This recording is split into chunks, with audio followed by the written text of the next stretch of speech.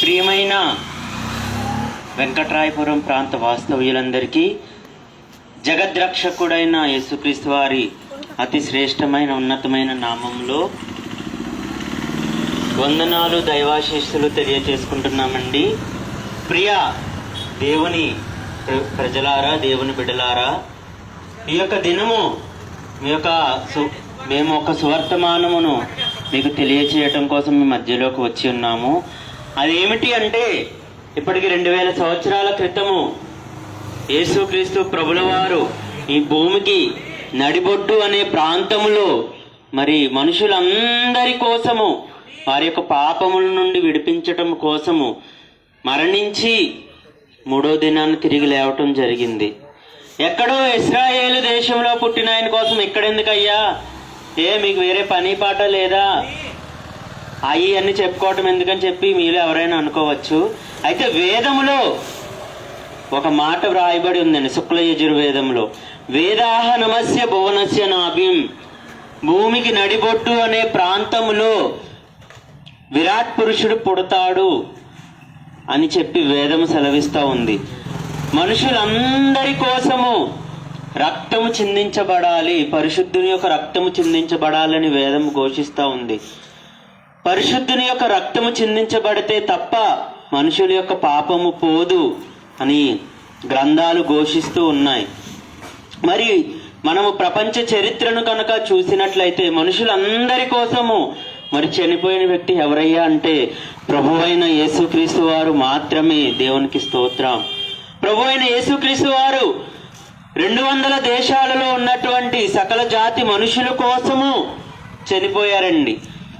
ఆకాశమందలి సూర్యుడు ఒక్కడే దేవుడు ఒక్కడే ఉన్నాడు ఎలాగో, అలాగే మనుషులందరికీ కూడా దేవుడు ఒక్కరే ఉండాలి.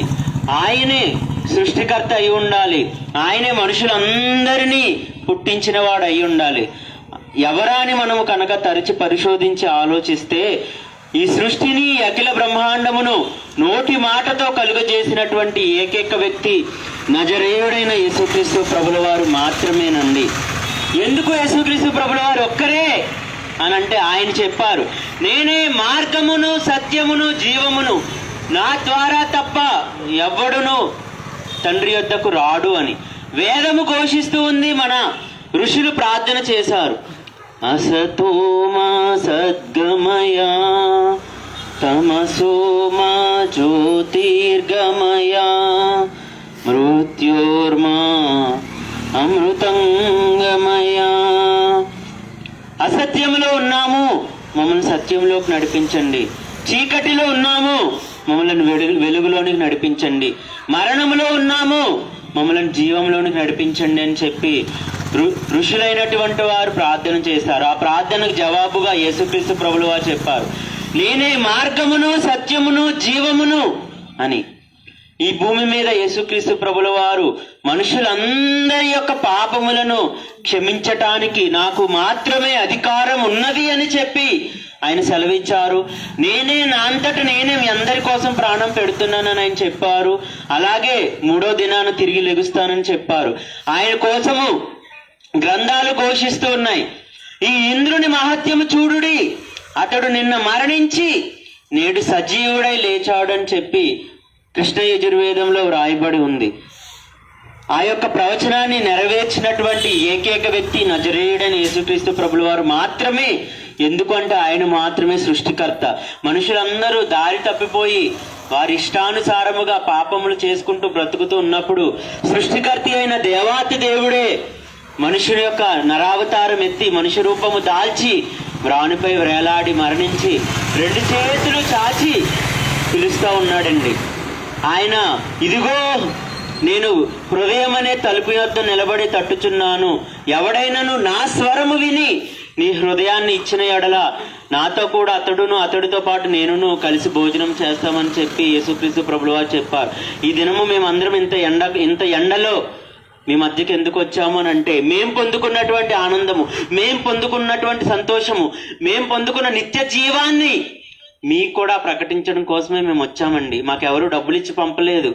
మా దగ్గర జాబ్ చేస్తున్నటువంటి వాళ్ళు ఉన్నారు, టీచర్స్, ఎంప్లాయీస్ ఉన్నారు, రోజుకు 1000 రూపాయలు 1500 సంపాదించేటువంటి వారు ఉన్నారు. అందరము మా యొక్క పనులను పక్కన పెట్టి మీ దగ్గరికి ఎందుకు వచ్చామంటే మేము పొందుకున్న సంతోషాన్ని మీరు కూడా పొందుకోవాలని. ఈ కొంచెం ఎండకే మనం తట్టుకోలేకపోతున్నాము, ఎంతో ఇబ్బంది పడుతూ ఉన్నాము. అలాంటిది నిత్య నరకాగ్ని గుండంలో పడిపోతే ఇంకెంత ఘోరమైనటువంటి బాధ వేదన అనుభవించాలో దయచేసి ఆలోచించండి ప్రియమైన వారులారా. మీరందరూ కూడా ఈ లోకంలో బాగుండాలి, చనిపోయిన తర్వాత కూడా బాగుండాలి అని చెప్పి మీకు మేము ఈ సువార్త ప్రకటించడం జరిగింది. కాబట్టి ప్రభువైన యేసునందు విశ్వాసం ఉంచండి, మీరును మీ ఇంటి వారును రక్షించబడతారు. దేవుడు మిమ్మును, మీ కుటుంబాలను, మీ వ్యాపార ఉద్యోగ పాడి పంటలను దీవించి ఆశీర్వదించును గాక. ఆమేన్. మీ అందరి కొరకు ఒక చిన్న ప్రార్థన చేస్తాను. ఇష్టమైన వారు మీరున్న స్థానంలోనే ఈ ప్రార్థనలు ఏకీభవించండి.